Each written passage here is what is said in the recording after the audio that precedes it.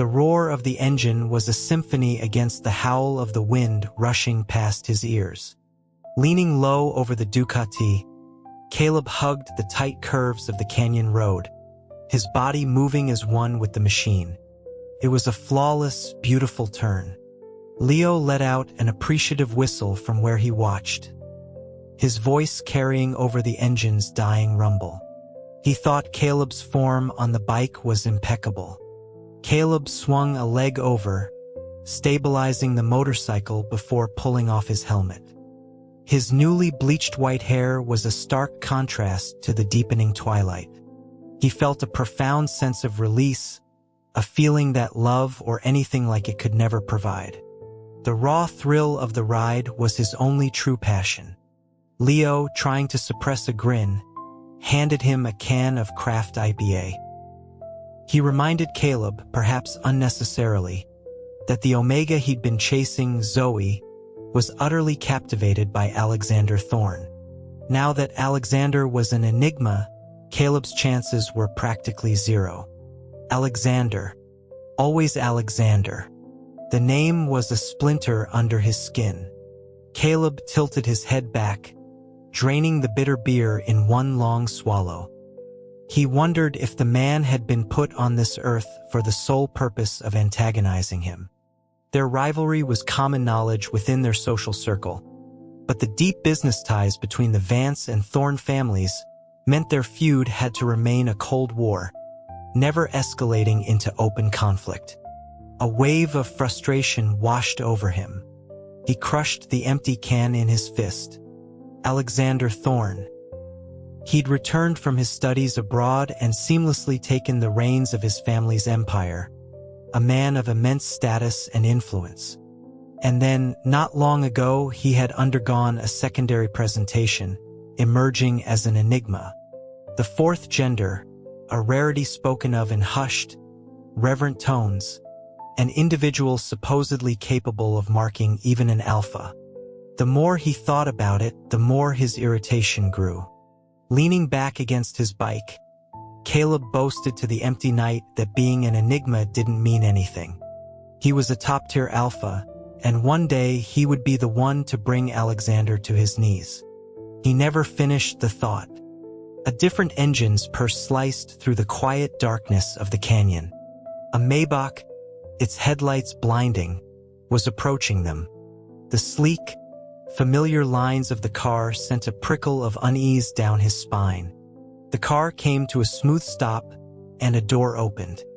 A tall, imposing young man emerged, dressed in a dark overcoat that accentuated his broad shoulders and long legs. His presence was immediately commanding.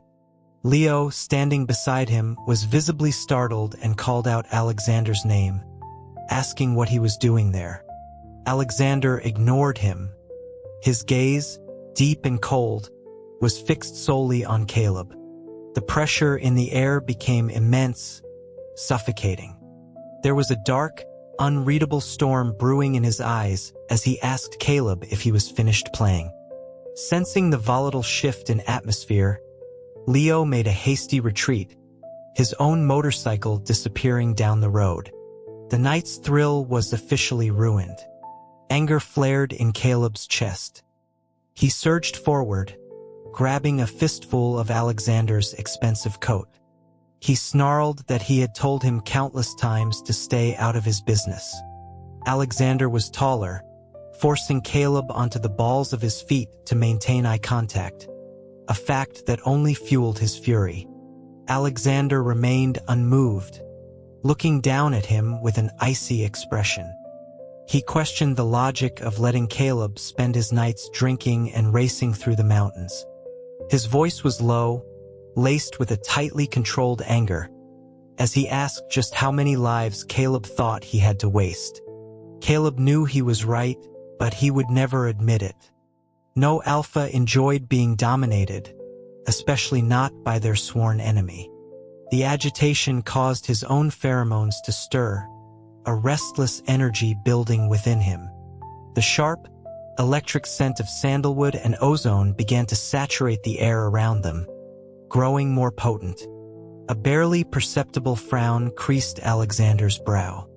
He told Caleb to get his scent under control. That was all it took. A defiant smirk spread across Caleb's face as he asked if Alexander was scared. The sandalwood and ozone scent sharpened, becoming an aggressive, invasive force that surged towards the other man. Alexander's breath hitched, and a complex emotion flickered in his eyes. Caleb watched his reaction, a smug satisfaction blooming in his chest. So much for being an enigma. He was still susceptible to the pressure of a dominant alpha.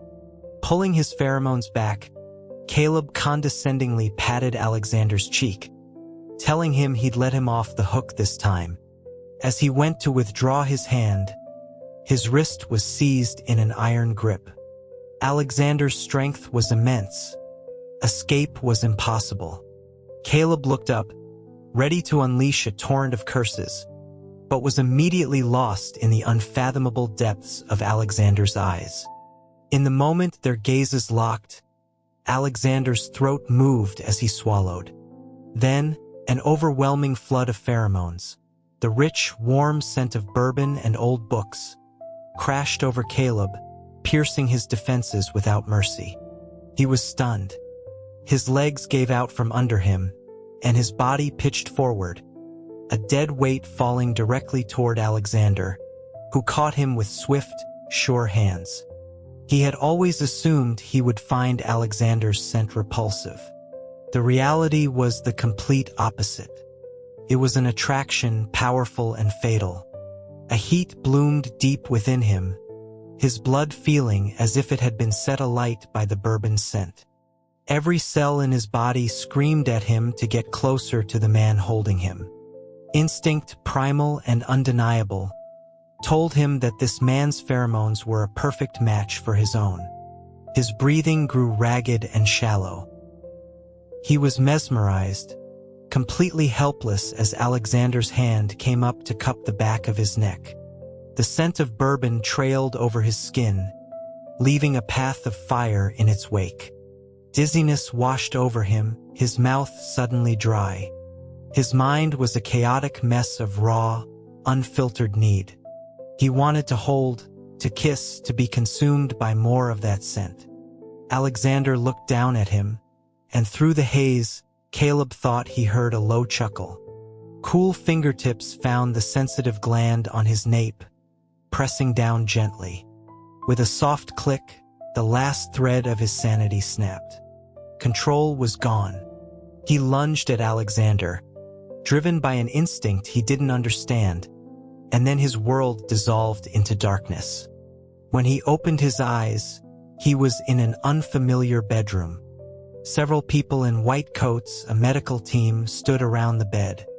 The scene sent a jolt of alarm through him, and he instinctively prepared to unleash a defensive wave of pheromones.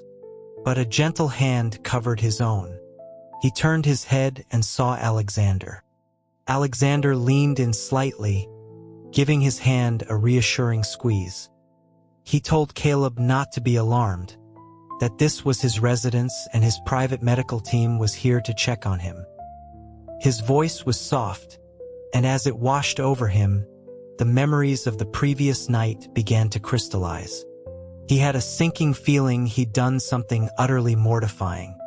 The lead doctor began taking his blood pressure, a small smile on his face. He mentioned that when they arrived, Caleb had been clinging to Mr. Thorne for dear life, refusing to let go and repeatedly calling him his mate. Apparently, he had cried and thrown a tantrum when he wasn't kissed, and it had taken several doses of sedatives to calm him down. Caleb's face darkened with humiliation as he listened. The doctor, noticing his expression, quickly tried to reassure him. He explained that it was a normal alpha pairing response, a result of their exceptionally high pheromonal compatibility. The stimulus had simply overwhelmed him. The doctor then pushed his glasses up his nose, his expression turning serious. He informed Caleb that there was a complication. Due to the extreme compatibility, He had developed an addiction to Alexander's pheromones. The withdrawal would be severe. He would need frequent contact with Alexander to gradually desensitize himself. Caleb was suspicious and asked what kind of contact was required. The doctor's gaze shifted away as he listed touching, kissing, or even being marked by Mr. Thorne. Any activity involving the exchange of bodily fluids and pheromones would suffice. Caleb bristled at the suggestion. He demanded to know why Alexander had to be the one to mark him. It should be the other way around. The doctor sighed, explaining that since Mr. Thorne was an enigma, only he could initiate a mark. His patience evaporated. Grabbing his jacket, Caleb stormed out of the room. He got on his Ducati and, before speeding off, shot a defiant middle finger back at the penthouse. He would rather suffer through the worst withdrawal imaginable than let that man mark him. It was dawn when he arrived home. His father was waiting, his face a thundercloud of fury. He demanded to know if Caleb had been out street racing again. Caleb took off his helmet, feigning nonchalance. He told his father he'd just gone for a short ride, neglecting to mention it had been cut short by Alexander. His father lamented his son's reckless behavior, saying that even his fortune had its limits. He criticized Caleb's constant troublemaking and his ridiculous white hair. Then came the inevitable comparison. He pointed out how Alexander, at the same age, had taken over the entire Thorne Corporation and earned universal respect. The mere mention of the name grated on Caleb. He told his father they weren't close and he didn't want to talk about him. His father scoffed, reminding him that Alexander had been his class president in high school. After all that time, Caleb hadn't learned a single positive trait from him. As his father's lecture continued, Caleb's annoyance mounted. Being in the same class meant nothing. Alexander had spent those years making his life a living hell. Before he could argue back, his father delivered the final blow. It was time for Caleb to learn the family business. There was a Thorne-hosted corporate gala that evening, and his attendance was mandatory. The ballroom was a symphony of clinking glasses and muted laughter. Caleb loosened his tie, feeling agitated and out of place. Across the room, Alexander was the center of a captivated audience, looking effortlessly powerful in a bespoke suit as he navigated conversations with practiced ease. Caleb had intended to keep his distance, but their paths were destined to cross again. The doctor had been right. He was addicted. Just a single glance exchanged across the sea of glittering people was enough to make his blood heat and his heart hammer against his ribs. The gland on his neck began to burn, a telltale sign of an approaching susceptible period. He tried to suppress the discomfort, downing a glass of champagne in one go. The cool liquid did nothing to quench the fire inside him. Instead, it only reminded him of a certain bourbon-scented pheromone. A quick, panicked glance downwards confirmed his fears. He cursed under his breath. He was going to kill that man. Forced to flee the main hall, he found refuge in an empty side lounge. He loosened his collar and administered a dose from his emergency suppressant injector. But as the medicine entered his system, it brought no relief. The burning sensation intensified, a sharp pain radiating from his gland. He realized with dawning horror that this wasn't a standard susceptible period. This was withdrawal. His head throbbed. He curled into a ball in the corner, overwhelmed by a pain far more intense than he had ever anticipated. As he struggled to his feet, a set of footsteps approached. A familiar, deep voice floated down to him. It asked if the young master needed help. Alexander knelt before him. He reached out, his hand gently touching the back of Caleb's neck. The cool, crisp scent of bourbon flowed from his fingertips, instantly soothing the frantic ozone. The agonizing pain receded, replaced by a profound relief, like an oasis discovered in a desolate desert. Caleb immediately grabbed the front of Alexander's jacket, his voice urgent and desperate. He told him it wasn't enough. He needed more. Alexander simply watched him, his expression unreadable. He murmured that, unfortunately, that was all he had to offer. His voice was a soft whisper, but his eyes were dark with a powerful, unspoken emotion. He asked Caleb what exactly he wanted him to do. Caleb's mind was a maelstrom. What could he do? The faint traces of bourbon continued to tease his senses. The word mark echoed in his head. A temporary mark. But his alpha instinct screamed in protest at the idea of surrendering, of allowing another's teeth to pierce his gland and flood his system with a more dominant pheromone. Alexander moved closer, his touch tracing a line down Caleb's skin, igniting sparks that made him tremble. His thoughts felt as though they were dissolving in that bourbon scent. He was losing his mind. He needed it. He needed Alexander's pheromones. In the end, desire triumphed over pride. He grabbed Alexander's tie, yanking it hard. As Alexander braced himself against the wall, Caleb lunged, sinking his teeth into the soft lobe of his ear. He demanded to be marked. The moment teeth broke the skin of his gland, tears sprang to his eyes. He regretted it instantly. He had no idea a mark would be so painful. He tried to swing a fist at Alexander, but his wrist was caught and held fast. His entire body was pinned against the wall, immobilized. Alexander leaned in, his bite deepening. A more potent wave of bourbon pheromones invaded his system, and he was forced to endure the Enigma's almost brutal scent.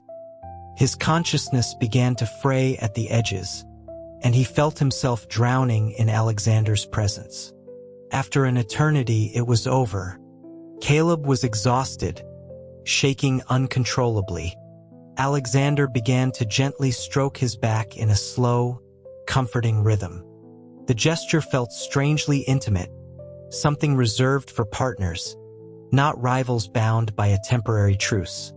He tried to push Alexander away, but his legs buckled. He was caught and lifted securely into a strong pair of arms. The situation felt eerily familiar.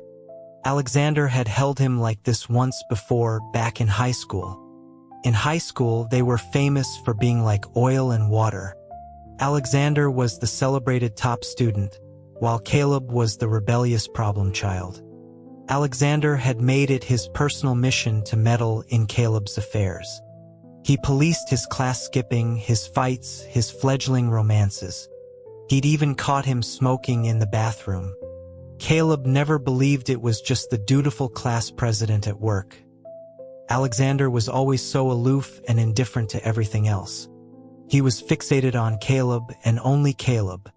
The only conclusion he could draw was that the guy hated his guts. But he could never quite figure him out. During a football game, Caleb had been tackled hard, crashing to the turf. The first person to rush down from the bleachers was Alexander. He scooped Caleb up in his arms and, amidst the shocked whispers and whistles from the crowd, carried him straight to the nurse's office. His arms were strong, his pace steady. Caleb, mortified, had buried his face in Alexander's chest, silently counting the frantic beat of the other boy's heart. Seemed too fast, too loud. Despite the humiliation of being carried like that, a part of him had been touched. For a fleeting moment, it felt like Alexander genuinely cared. That feeling didn't last long. The truce was short-lived, and soon Alexander was back to tormenting him. He intercepted a love letter from a cheerleader in the neighboring class. Caleb had been furious enough to fight him, but Alexander had simply warned him, in that cold, detached voice of his, to get rid of any inappropriate ideas. Another budding romance, crushed. He decided then that the concern on the football field must have been some kind of twisted joke. From that day on, his patience was gone. He, Caleb Zhao, would be enemies with Alexander Thorne for life. After leaving the gala, he slept for a day and a night. When he awoke, the pain was gone, replaced by a feeling of lightness and vitality he hadn't experienced in years. He touched the back of his neck, where the faint imprint of a bite mark remained. Being marked by his rival was infuriating, but he had to admit it was incredibly effective. His sandalwood and ozone pheromones were calm, settled, and obedient. With his body restored, his desire to ride returned. He picked up his phone to call Leo, but was stopped by a text from his father. His bank accounts had been frozen. For the next month, he was to shadow Alexander and learn how to manage a company. The message ended with a threat to sell every last one of his custom motorcycles if he didn't straighten up. A dark cloud of resentment followed him into the office building. It had been a week since his father had forced him into this internship at Thorne Industries, and not a single person had dared to approach his desk. He spent his days sleeping, playing games on his phone, and leaving the second the clock struck 5. The management team said nothing. They knew he was the rebellious son of a family friend, just killing time. To his surprise, Alexander was lenient. When Caleb refused to work directly with him, Alexander didn't force the issue, simply instructing his secretary to see to Caleb's needs. Alexander was constantly busy, a whirlwind of meetings and business dinners. They rarely saw each other, which suited Caleb just fine. The tense, antagonistic environment he'd expected never materialized. But his peaceful slacking came to an end when he realized the temporary mark was beginning to fade. The bite mark was lightening, and a familiar heat was building at his nape. The restlessness of his pheromones returned. The headache grew, and he collapsed onto his desk, curled in a ball of discomfort. In a half-conscious state, he felt a gentle touch on the back of his neck. It was gone in an instant, but the lingering scent it left behind was unmistakable. He jolted awake to find a coat draped over his shoulders. It was a size too large and carried the faint, clean scent of bourbon, a fragrance so subtle only he could detect it. He glanced over and saw a young assistant at the next desk hastily trying to hide their phone. The shutter sound, however, had already clicked. The young Omega's face flushed a deep red as they stammered an explanation. They said that Mr. Thorne had put the coat on him, and that the two of them looked so good together, they couldn't resist taking a picture. They offered to delete it immediately. Caleb waved a dismissive hand, too preoccupied to care about candid photos or office shipping. He was using every ounce of his willpower to keep from burying his face in Alexander's coat like some desperate addict. He gritted his teeth. This was intentional. Alexander knew he was starting to crave his pheromones again. The scented coat was a perfect lure, and he was the fool consciously walking into the trap. Alexander's office occupied the entire top floor. He had given Caleb the highest level of security clearance. Facial recognition scanned him, and the heavy doors slid open. Inside, Alexander was listening to a subordinate's report, his expression severe. It was the first time Caleb had seen him in his element. The young Enigma exuded an aura of absolute authority. Dressed in an impeccable suit, with a pair of silver-rimmed glasses perched on his nose, he was the very picture of cold, disciplined power. It was all an act.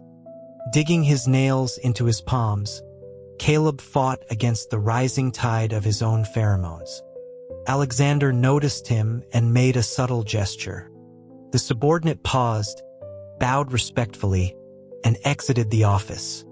The door closed with a heavy thud, sealing the two of them in the vast, silent space. Their eyes met, and Caleb sensed danger. He felt like prey that had just wandered into a hunter's meticulously set trap.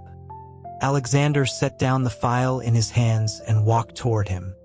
With each step, the scent of bourbon grew stronger. Caleb's breathing quickened. Alexander stopped in front of him, a faint, knowing curve to his lips, and asked if he needed something. Caleb hated that calm, composed demeanor, but he was the one in need. He told Alexander to stop pretending. He mustered his strength and pushed him back against the wall.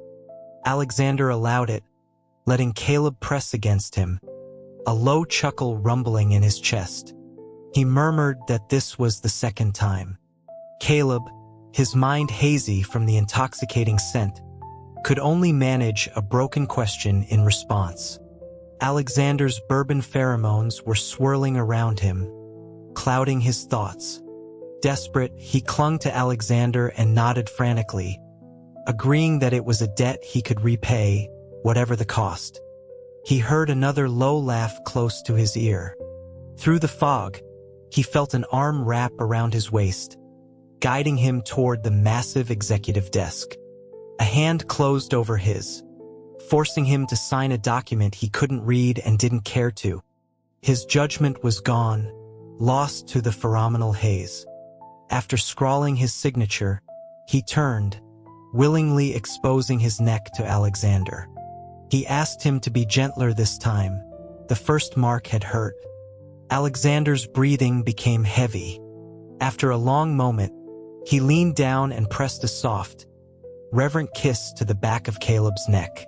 His voice was raw and husky when he finally spoke. He promised that this time it wouldn't hurt at all.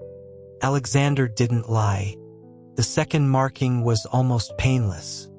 In its place was a strange, coiling pleasure that made him go weak, soft moans escaping his lips. He was shocked that an alpha could feel something so intense.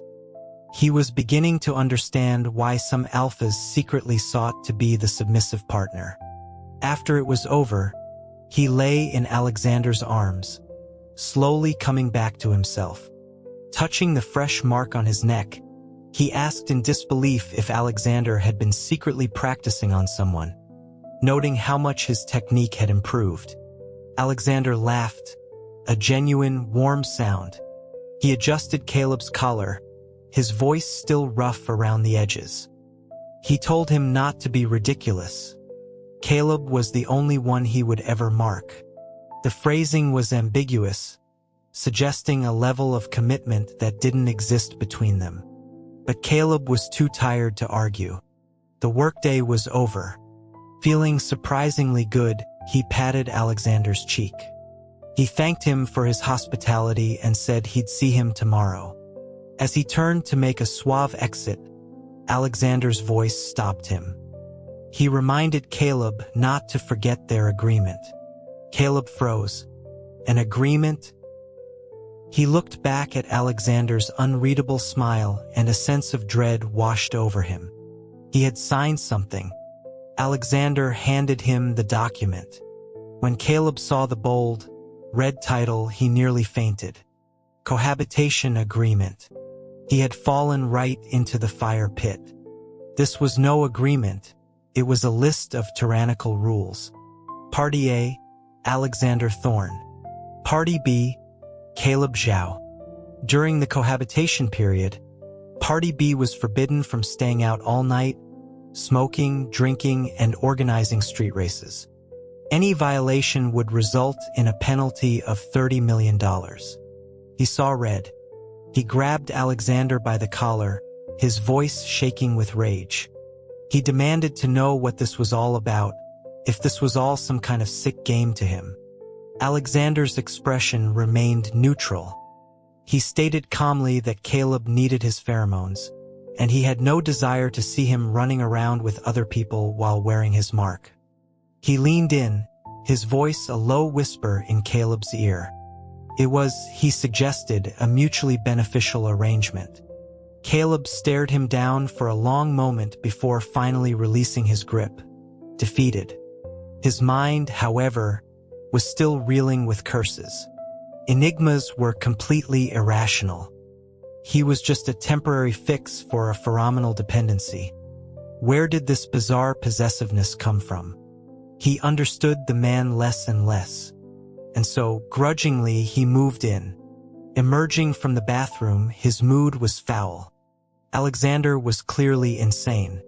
Not only was the entire penthouse scented with sandalwood and ozone diffusers, but the shampoo and body wash were also the same scent. His own scent. It was deeply unsettling. The pajamas left out for him, however, fit perfectly, as if they had been tailored just for him. He wandered through the enormous apartment but found no sign of Alexander. The workaholic had probably gone back to the office. At first, Caleb didn't care, until he tried to find a spare room to sleep in and discovered every single door was locked. Every door, that is, except for Alexander's master bedroom. He was furious. This was a blatant attempt to force him into sharing a bed. He scoffed. Fine. He would steal all the blankets and let the bastard freeze.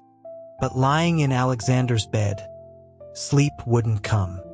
He tossed and turned, agitated. The sheets, the pillows, everything was saturated with that crisp bourbon scent. It was unnerving, like being completely enveloped in another's territory with no hope of escape. With every breath, it felt like an intimate exchange. His mind grew fuzzy. Unbidden, images of being marked by Alexander flashed through his mind. The heat of his breath, the deep timbre of his voice, the veins standing out on the back of his hands. On a strange impulse, he grabbed a fistful of the duvet, buried his face in it, and inhaled deeply. He froze. What was he doing? He shot up in bed, his heart pounding. He commanded himself to get a grip and stop acting like some pathetic addict. Sleep was now impossible. To distract himself, he grabbed a book from the nightstand. It was dense academic text, entirely in English, which he couldn't understand. As he flipped through it, a letter fell from between the pages. Curious, he picked it up. It was a love letter, written on aged, yellowed paper. He recognized Alexander's handwriting. The letter was deeply earnest, every line overflowing with the author's intense emotions. The agony of a secret love, a restrained obsession, a profound affection. The date indicated Alexander had been only 18 when he wrote it. The letter was addressed only to Z. He found it hard to imagine. The Alexander of his youth, the cold, solitary teenager who seemed destined for a lifelong relationship with mathematics, had been secretly in love with someone? A strange, complicated feeling settled in his chest. Logically, discovering his rival's secret should have been cause for ridicule.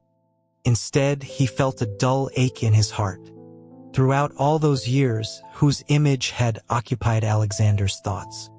His hand tightened into a fist, his nails digging into his palm. He shook his head, trying to clear the unwelcome emotions, and carefully placed the letter back inside the book. It was better to pretend he had never seen it. Within a few days, he had pushed the memory of the letter to the back of his mind. Cohabitation with Alexander, he had to admit, wasn't so bad. He was still annoyed about sharing a bed and the litany of prohibitions, but Alexander was an excellent domestic partner. He would soothe Caleb with his pheromones whenever needed, provide chauffeured transport to and from work without fail, and he was a brilliant cook who only made Caleb's favorite dishes. He would gently towel-dry Caleb's hair after a shower and carry him to bed if he fell asleep on the sofa. All things considered, the experience was a 10 out of 10. Watching Alexander slice an apple for him, Caleb felt a flicker of suspicion. No matter how he looked at it, he was the one getting the better end of this deal.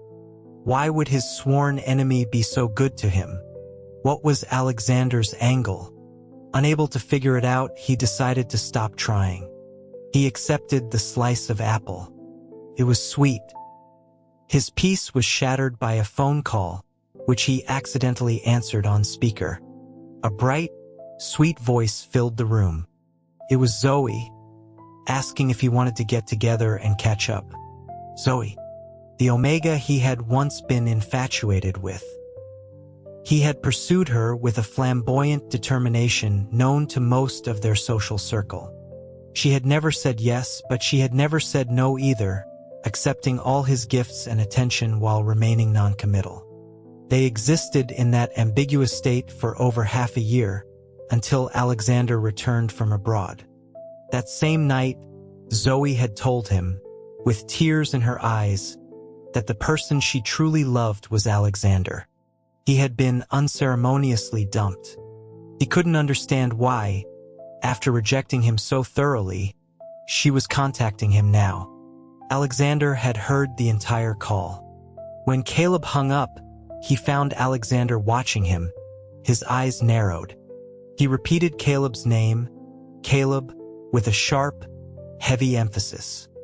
For a moment, Alexander's expression had turned dangerously dark. His mood had soured the instant he heard Zoe's name. Alexander was a man of immense control. Very few things could rattle him. Yet the mere mention of her name had caused a visible crack in his composure. Why? Caleb knew they knew each other. Zoe had spent a year as an exchange student where Alexander was studying. They were both 18, two kids from the same circles in a foreign country. It was natural they would have bonded. The yellowed love letter came back to him. It was written by an 18-year-old Alexander to someone with the initial Z. He sounded out the name in his head. Zoe. The first letter of her name was Z. Alexander was in love with Zoe. That explained his intense reaction.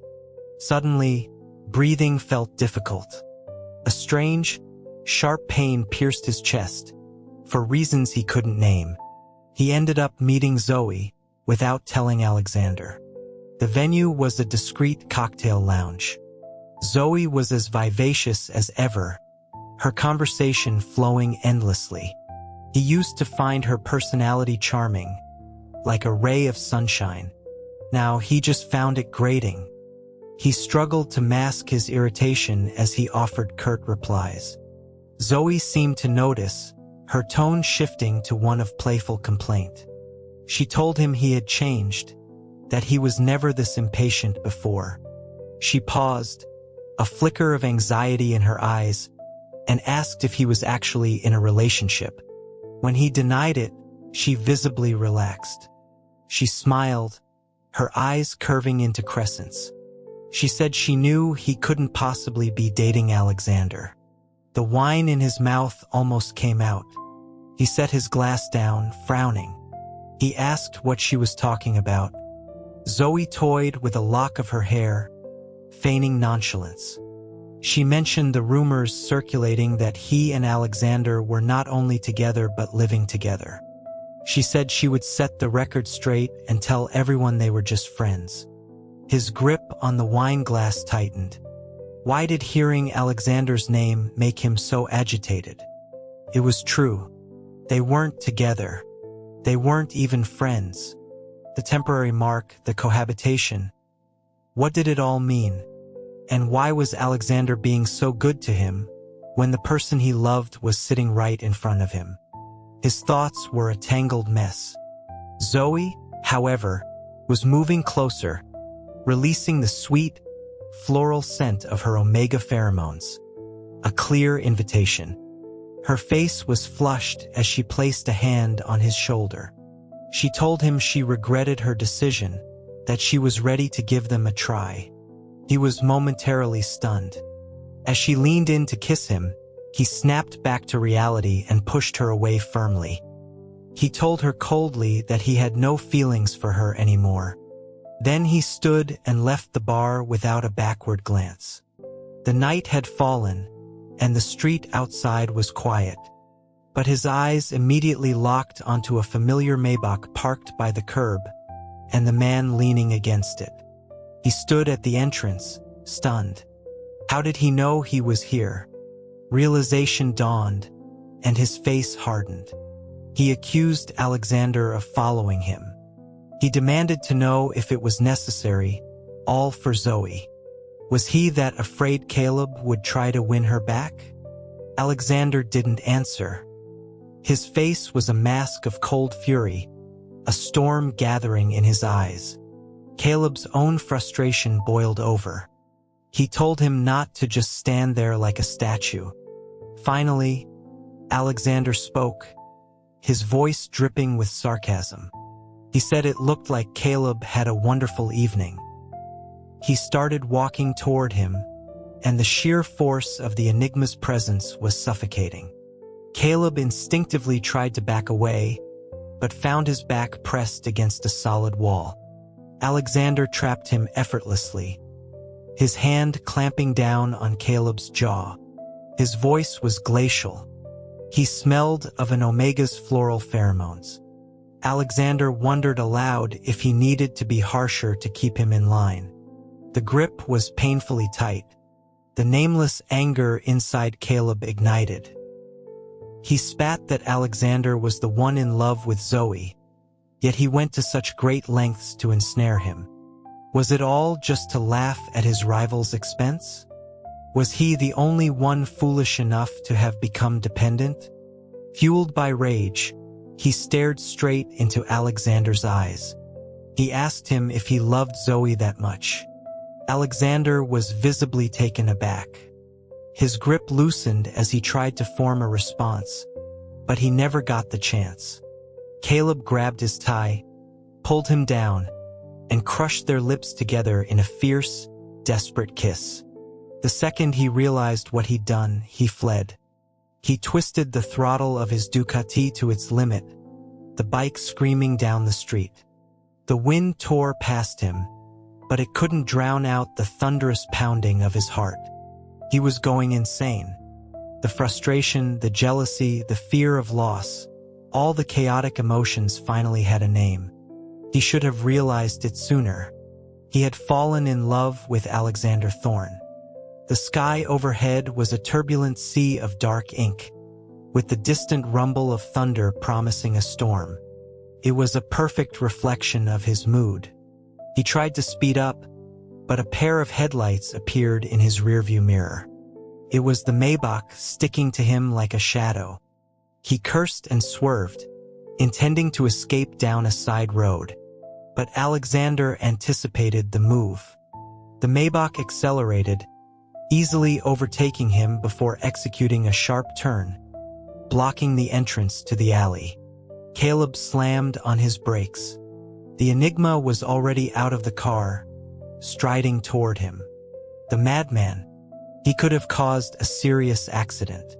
Before Caleb could even throw his helmet down and start yelling, a hand clamped onto the back of his neck, forcing his head back. He didn't have time to struggle. Alexander leaned down and kissed him, a rough, possessive kiss that stole his breath. At that exact moment, the heavens opened up and the rain came down in sheets. By the time they got back to the penthouse, they were both soaked to the bone. Alexander got a towel and began drying Caleb's wet hair. Caleb didn't resist, standing passively as the initial shock of the kiss wore off, leaving him dazed. He asked, his voice muffled by the towel, if Alexander didn't love Zoe. Alexander sighed. He said that sometimes he truly despaired over the fact that the person he loved was an idiot. Caleb pressed on, demanding to know about the initial Z in the love letter. Alexander seemed momentarily at a loss for words, then gently tapped Caleb on the head.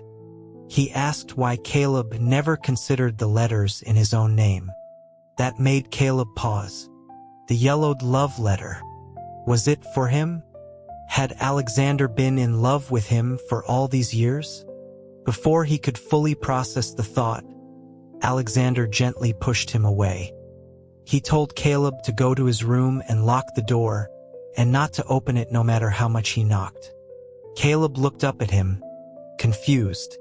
Alexander gave a small, wry smile and ruffled his hair. His voice was growing hoarse. He asked the idiot if he couldn't tell that his susceptible period was starting. Only then did Caleb notice the change. The scent of bourbon was overwhelming, a crushing wave of power that filled the room. Alexander was clearly fighting for control, the veins on the back of his hands standing out in stark relief. Caleb watched as he pulled out an injector of suppressants. Seeing him remain motionless, Alexander sighed again and urged him to listen. He explained that an Enigma's susceptible period was different, and suppressants wouldn't hold it off for long. Caleb had heard enough. He snatched the injector from Alexander's hand and tossed it into the trash. He looked him straight in the eye, his own voice steady. He told him not to use suppressants. To use him.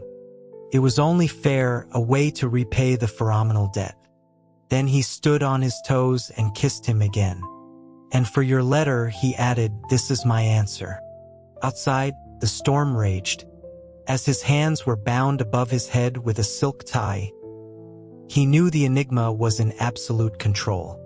The potent bourbon scent swept over him, leaving the sandalwood no chance to resist.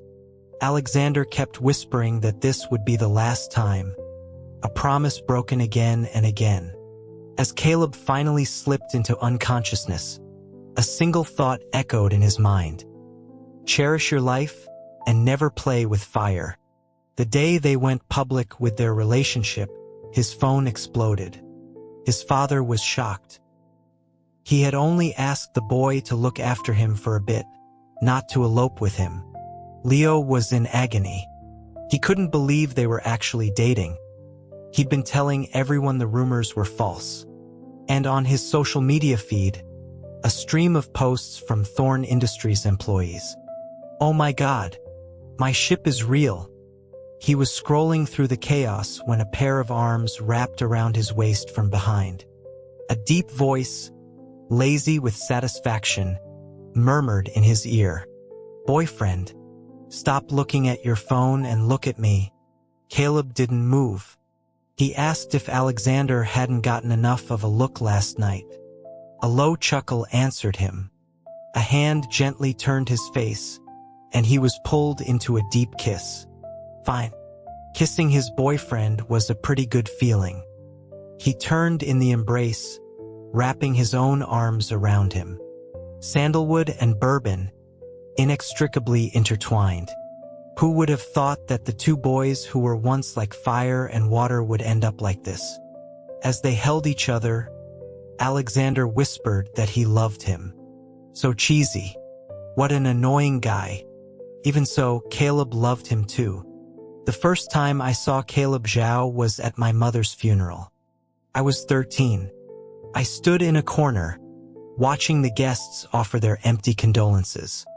My mother wasn't from a prominent family. She had been looked down upon by everyone in this circle. Now, the same people who had scorned her were squeezing out fake tears. I looked at my father. By his side stood another Omega, already pregnant. It was a joke. A funeral for the dead was just another networking event for the living. The sky was a dreary gray, and a light rain began to fall. My hair was damp, but I didn't care. The wind was cold, chilling me to the bone. Then, an umbrella appeared over my head. I turned. A young boy I didn't know put a gentle arm around me. He told me not to be sad, because it would make my mom sad too. We sat together under that single umbrella for the whole afternoon. His warmth seeped through my clothes, a warmth I desperately clung to. The next time I saw him was at our high school entrance ceremony. Of course, he didn't remember me. He would never know that I had chosen this school specifically to be with him. He was so brilliant, always the center of attention.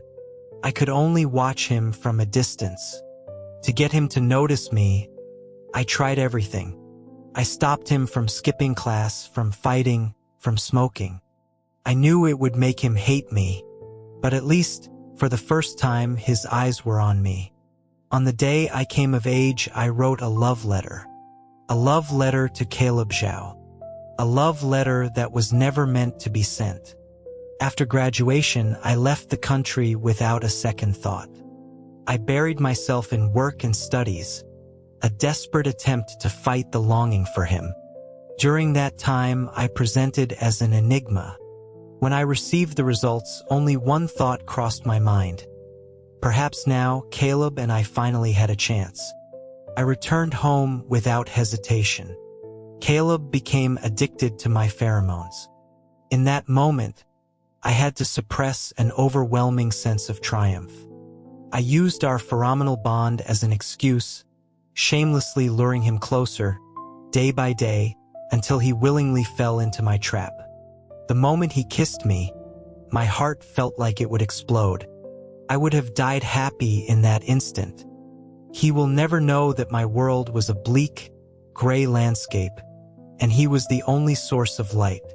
Caleb, I love you, more than anything else in this world.